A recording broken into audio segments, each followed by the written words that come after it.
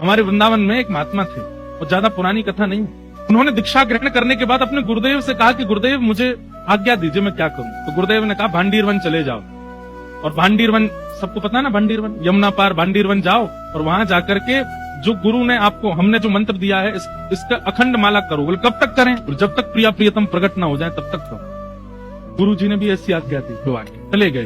और भांडीरवन में एक वृक्ष के नीचे बैठ करके युगल नाम का ऐसा कीर्तन किया, करते करते करते करते करते करते करते कितने महीने बीत गए। तो जैसे ही महीने पूर्ण हुए, प्रिया जी से देखा नहीं गया। ठाकुर जी से बोली चलो दर्शन देने। तो श्री प्रिया प्रियतम दोनों युगल रूप धारण करके उनके सामने प्रकट हो गए।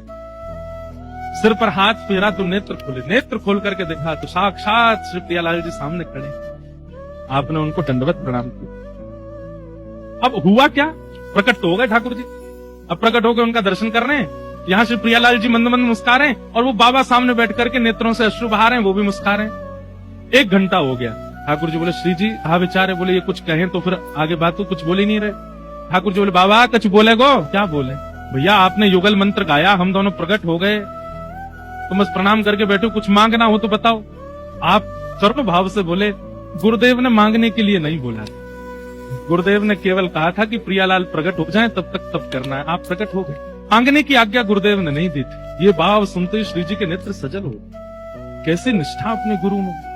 हमें पता चल जाए कि उस पेड़ में भगवान है, महाराज पेड़ को घर ले जाने तक की नौबत ले आएंगे हम। यहाँ साक्षात ठाकुर जी सामने प्रकट हो गए, लेकिन उनको याद ही नहीं, वो जानते ही नहीं कि मुझे क्या मांगना है। मेरे पास ना बुद्धि है, ना मन है, ना कुछ है, सब गुरु जी हैं। उन्होंने आज्ञा नहीं दी थी कि कुछ मांगो। प्रिया जी बोली कि इतने श्रेष्ठ शिष्य हैं, इनके गुरु को भी नहीं पता होगा ये। लाल जी बोले क्या करें? तो प्रिया जी ने आज्ञा दी, बोले एक काम कीजिए अपने गुरु जी से पूछ के आओ, प्रियालाल जी आए क्या मांगो। तो आप दौड़े दौड़े अपने गुरुदेव के पास गए। महीनों बाद गुरु जी ने देखा दाढ़ी बढ़ गई थी, जटाएं निकल आई थी, एक के पहचान भी नहीं पाई। कौन हो? बोले कि आपका शिष्य हूं, आपने आज्ञा दी थी भांडीरवन में। अरे मैंने कहा था प्रियालाल जी नहीं आए। बोले प्रियालाल जी आ गए।